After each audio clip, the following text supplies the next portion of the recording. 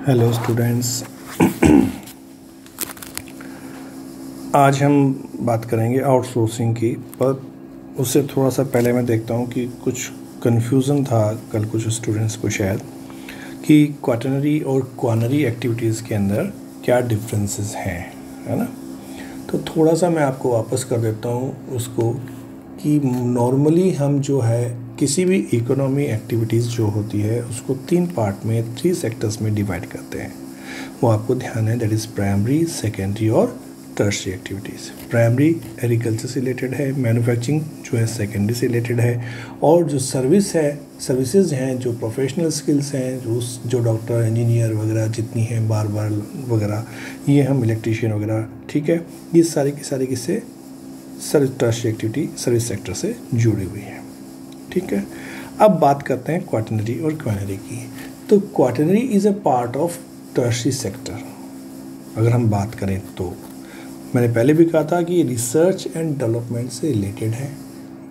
Quaternary और क्वानरी दोनों में नॉलेज बेस्ड होगा, थोड़ा सा डिफरेंस यहाँ पे आएगा, नॉलेज बेस्ड है। क्वाटरनरी जो है उसमें गवर्नमेंट डिपार्टमेंट में काम करने वाले लोग, एजुकेशन में काम करने वाले लोग, इंफॉर्मेशन टेक्नोलॉजी के साथ काम करने वाले लोग, ये सारे वर्कर्स जो हैं क्वाटरनरी एक्टिविटीज़ के अंदर इंक्लूड हो जाते हैं।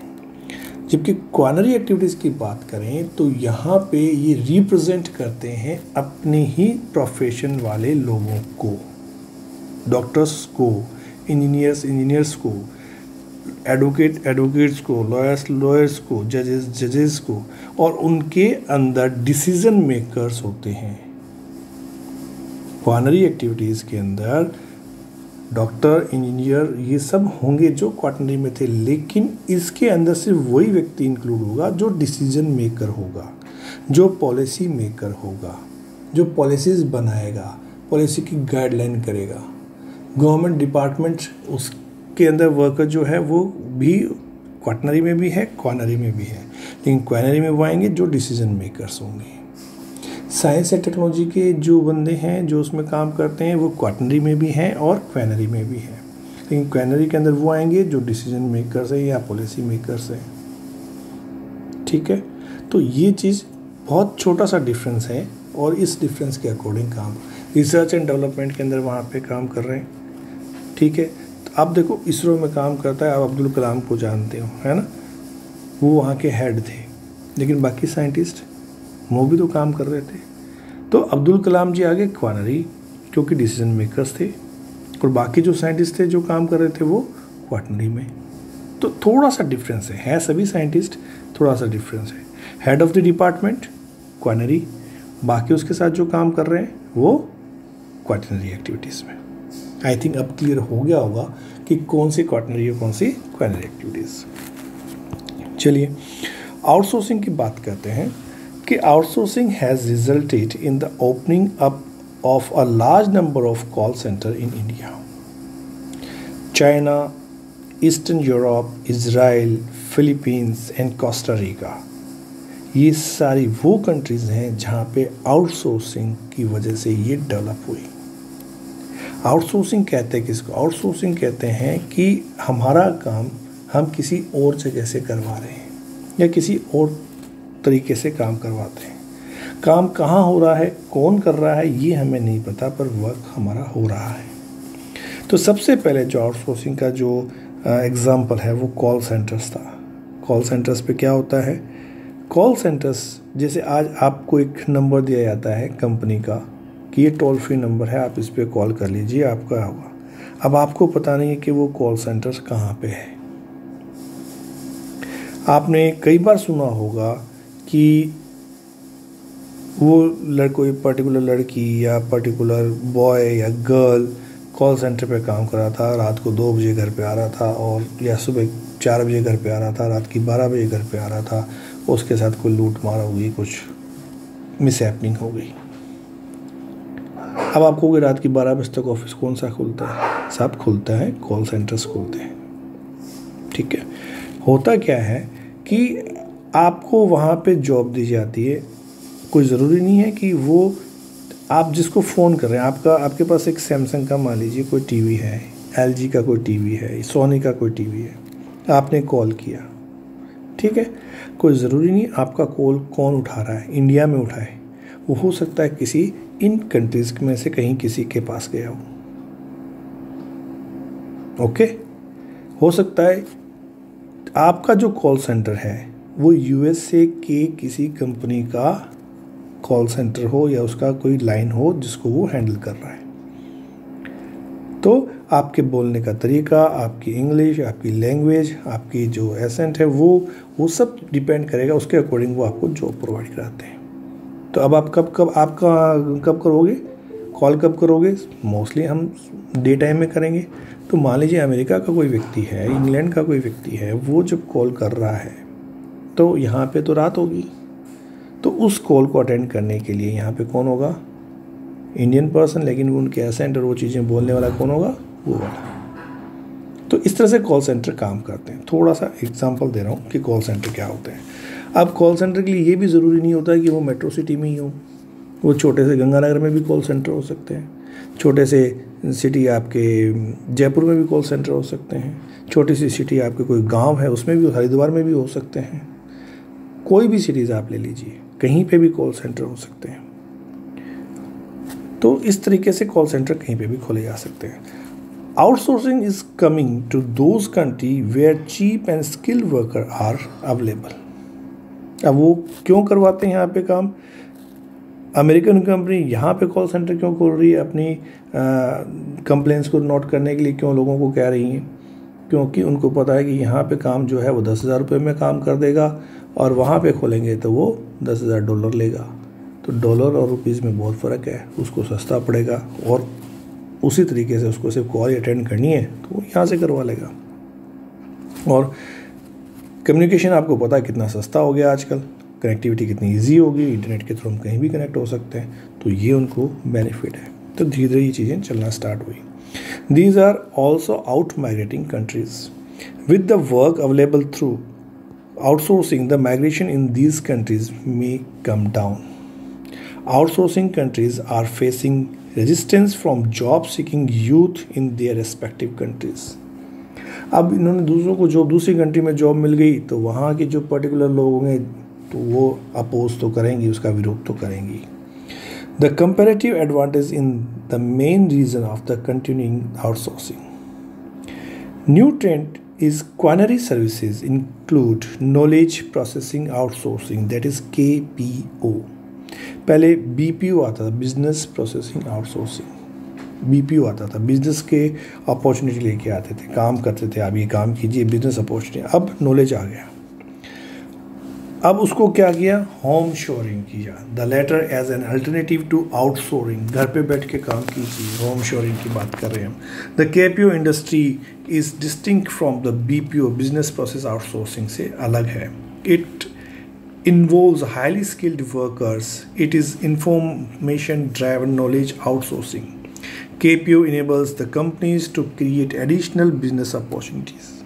For example of KPO include the research and development activities, e-learning, बाहर से आपको पढ़ा रहे हैं, कौन पढ़ा रहा है, कहाँ पढ़ा रहा है, कैसे पढ़ा रहा है आपको नहीं पता। बिजनेस रिसर्च, आप कोई काम करना चाहते हैं, आपको क्या क्या चीज़ें चाहिए कि कैसे, वो आपको बता रहे हैं। इंटेलेक्चुअली प्रॉपर्टी की बात कर रहे हैं, रिसर्च की बात कर रहे हैं, लीगल प्रोफेशन की बात कर रहे हैं, बैंकिंग सेक्टर की बात कर रहे हैं, कोई एडवाइस लेना चाहते हैं, कोई कंसल्ट करना चाहते हैं, किसी डॉक्टर की एडवाइस लेना चाहते हैं, आप कहीं पे भी जा सकते हैं। ये सारे के सारे क्या है? KPO का इंफॉर्मेशन है। आउटसोर्सिंग क्या है? आउटसोर्सिंग और contracting out is giving work to an outside agency to improve efficiency and reduce the cost. हर एक कंपनी अपना प्रोडक्ट का या प्रॉफिट बढ़ाना चाहती है, कॉस्ट को कम करना चाहती है, तो आउटसोर्सिंग का यूज़ करती है। जहाँ उनको सस्ती चीज़ मिल जाए वहाँ से हम यूज़ कर लें। When outsourcing involve transferring work to overseas location, जब उन्होंने अपना काम बहुत दूर की दूसरी कंट्रीज़ को देना शुरू कर दिया, it is described by the term of shoring, यानी कि हमारे किनारे से दूर या हमारी कंट्री से दूर जा रहा है। Although both offshoring and outsourcing are used together, तो offshoring कह दीजिए दूर जा रहा है, ऑनशोरिंग कह दीजिए, शोरिंग कह दीजिए वो पास में लेके आ रहे हैं वापस, उसको लेके आ रहे हैं। Business activities that are outsourced include information technology, mostly information technology की बात कर रहे हैं। सॉफ्टवेयर बनाने को दे दिया, गेम बनाने को दे दिया, चीज़ें बनाने को दे दी, एप्लीकेशन बनाने को दे दिया, अब बनवाए जा रहे हैं, इंडियन से बनाए जा रहे हैं, बेंगलोर में बैठ के बना रहा है कंपनी, यूएस की है, यूके की है, ऑस्ट्रेलिया की है, नीदरलैंड की है, आयरलैंड की है, जिसकी भी है वो उसके लिए काम कर रहा है, बैठा हुआ है यहाँ पे है, तो बना रहा है, काम कर रहा है। Human resources, customer support, call centres, ये सारे के सारे आउटसोर्सिंग के एग्जांपल्स हैं। इंजीनियरिंग है, डिज़ाइनिंग करके दे रहे हैं, ब्रिज पता नहीं कहाँ बन रहा है, बिल्डिंग पता नहीं कहाँ बन रही है, हम डिज़ाइनिंग करके दे रहे हैं, ठीक है। ये सब चीज़ें उसके आउटसोर्सिंग है। Data processing is an IT related services easily be carried out in Asian, east European and African countries, क्योंकि यहाँ पे सस्ते लेबर मिल रहे हैं, सस्ते सॉफ्टवेयर डेवलपर्स मिल रहे हैं। In these countries IT skill staff with good English language skills are available at lower wages than those in the developed countries. कम पैसे में हाईली स्किल्ड वर्कर्स मिल रहे हैं, तो वो वहाँ बैठे यहाँ पे काम करवा रहे हैं। Thus a company in Hyderabad and Manila does work on a project based on GIS techniques. For a country like USA or Japan, overhead costs are also much lower, making it profitable to get job work carried out overseas, whether it is India, China, even a less populous country like Botswana in Africa. कहीं पे भी काम आप करवा सकते हैं, कहीं से भी काम करवा सकते हैं, किधर से भी हो सकता है, बस सस्ता होना चाहिए, काम आपको मिलना चाहिए। चलिए, एक होमवर्क है, हालांकि मैं बता चुका हूँ पहले वाले मेरे वीडियोस के अंदर कि नेचर ऑफ वर्क और कॉलर का क्या संबंध है, रेड कॉलर किसको कहते हैं, गोल्ड कॉलर किसको कहते हैं, वाइट, ग्रे, ब्लू, पिंक, ये आपने सर्च करना है, ठीक। This is homework. Last topic है हमारा, ये आज हम कंप्लीट कर लेते हैं, द डिजिटल डिवाइड। अब ये चीज़ क्या है साहब, कि जिस तरह opportunities emerging from the information and communication technology based develop in unevenly distributed across the globe। हर जगह अपॉर्चुनिटीज़ आपको मिल रही है, किस चीज़ में, IT सेक्टर के अंदर, इंफॉर्मेशन एंड कम्युनिकेशन टेक्नोलॉजी के अंदर, और ये एक जैसा नहीं है हर एक कंट्री के अंदर, हर जगह अलग अलग चीज़ें बिखरी हुई है। There are wide ranging economic, political and social differences among the countries. ये हमें पता है कि किसी कंट्री की, सभी कंट्री की या कई कंट्रियों का मिला के देखें तो उन कंट्रीज़ की इकोनॉमी एक जैसी नहीं है, पॉलिटिकल सिचुएशन एक जैसी नहीं है, उनमें सोशल डिफरेंसेस भी बहुत सारे हैं। हाउ के कंट्रीज़ कैन प्रोवाइड इंफॉर्मेशन, अपने ये कम्युनिकेशन टेक्नोलॉजी जो है वो कैसे आपको प्रोवाइड कराती है, इंफॉर्मेशन एंड कम्युनिकेशन टेक्नोलॉजी, उसमें एक्सेस कैसे प्रोवाइड कराती है, उसके बेनिफिट कैसे आपको प्रोवाइड कराती है अपने सिटीजन्स को, ये हमारे लिए इम्पोर्टेंट है। While developed countries in general have surged forward, थोड़ा सा आगे हमसे, डेवलपिंग कंट्रीज इसमें पीछे हैं। This is known as a digital divide. क्या मतलब हुआ, इसका मतलब ये, जैसे हम यहाँ पे अभी कुछ दिन पहले हम यहाँ पे 2G 3G यूज़ करते थे, अब 4G यूज़ कर रहे हैं, 5G हमारे यहाँ पे इंट्रोड्यूस नहीं हुआ, लेकिन डेवलप्ड कंट्री के अंदर 5G 6G वो चल रहा है। अभी भी कुछ समय पहले हम 1-1 GB डाटा के लिए पेमेंट कर रहे थे, पूरा पूरा महीना उसमें निकाल देते थे। अब 1.5 GB रोज़ का डाटा भी हमारे लिए कम पड़ता है, 2 GB डाटा भी हमारे लिए कम पड़ता है। स्पीड हमारे पास आ गई, 2 GB कुछ दिनों, कुछ सेकंड्स में, कुछ मिनट्स में डाउनलोड हो जाता है, तो ये स्पीड हमें मिली। तो डिजिटल डिवाइड का मतलब है कि जिस तरह से प्रॉस्पेरिटी के अंदर हम डिवाइडेड हैं, जिस तरह से हमारी इकोनॉमी के अंदर हम डिवाइडेड हैं, अलग अलग डेवलप्ड, अंडर डेवलप्ड कंट्रीज़ और डेवलपिंग कंट्रीज़ आ रही, वैसे ही डिजिटली जो वर्क कर रहे हैं, कितने कंप्यूटर नॉलेज हैं, कितने कंप्यूटर बेस्ड हैं, कितना हम लर्निंग यूज़ करते हैं, कितना हम ऑनलाइन परचेजिंग करते हैं, कितना हम कॉमर्स को यूज़ कर रहे हैं, ये सब चीज़ें जो है वो इस चीज़ को, डिजिटल डिवाइड को एक्सप्लेन करती है। Digital divide exist with in the countries, same जैसे दूसरी जगह वैसे है। हो सकता है कि आज हम पुरानी जो कोई पीढ़ी है वो उसको इतना नहीं समझ रही, नई जो जनरेशन आ रही है वो आज मोबाइल और स्पीड और सब चीज़ को जान रही है, उसने पुरानी चीज़ें देखी नहीं कभी। रेडियो टेलीफोन में बात करें, ट्रंक कॉल की बात करें, आपको पता ही नहीं है क्या होता है ना। तो इसी तरह से वो चीज़ें चेंज हो रही हैं। In a large country like India और रशिया जैसे है, it is inevitable that certain areas like metropolitan centers process better connectivity and access to the digital world versus peripheral rural area. गाँव में आज भी हमारे पास इंटरनेट कनेक्शन नहीं है, आज भी वहाँ पे मोबाइल सबके पास नहीं है जिससे वो वीडियो कॉलिंग कर सके या कुछ और कर सके। दिल्ली मुंबई कई सेंटर्स ऐसे बन गए, कई जगह ऐसे बन गई जो पूरी वाईफाई फ्री जोन बने हुए हैं। एयरपोर्ट जाते हो, रेलवे स्टेशन जाते हो, आपको वाईफाई फ्री जोन मिलते हैं, वहाँ पे आप काम करते हो। बाकी कंट्रीज़ की बात करें तो पूरा इंटरनेट फ्री चलता है, लाइट कभी जाती ही नहीं है, कंप्यूटर कभी बंद होते ही नहीं है, ऑलवेज़ ऑन रहते हैं उनके हमेशा। एक कंप्यूटर के अंदर ऑप्शन होता है, अगर आप देखोगे पावर में ऑलवेज़ ऑन का क्या मतलब उसका, हमेशा वो चालू रहता है, कभी बंद नहीं होता कंप्यूटर को, शट डाउन करते ही नहीं है। शट डाउन बहुत रेयर में होता है कंप्यूटर, हम तो यहाँ मिनट में शट डाउन कर लेते हैं। नेट अपने कैसे आप याद कीजिए, वो 1 GB वाला डाटा अगर कुछ आता था तो कैसे बंद करते थे नेट। आज पूरे दिन नेट खुला रहता है, हमारा चलता रहता है, उसके अंदर आ रहा है ठीक है, आने तो पता है 1.5 GB तक होगा डाउनलोड। तो ये चीज़ें हमें डिजिटली डिवाइड कर रही है। Okay, clear. तो स्पीड के ऊपर, उनकी IT का नॉलेज के ऊपर, हमारे कितने वर्कर्स काम करते हैं, कितने लोग जानते हैं, कितने हम उसको यूज़ करते हैं, जानना ही नहीं होता उसको यूज़ कितना कर रहा है। आज भी हम प्लास्टिक मनी और दूसरे पेमेंट का यूज़ कम कर रहे हैं, ऑनलाइन पेमेंट कम कर रहे हैं, कैश का ज़्यादा यूज़ करते हैं।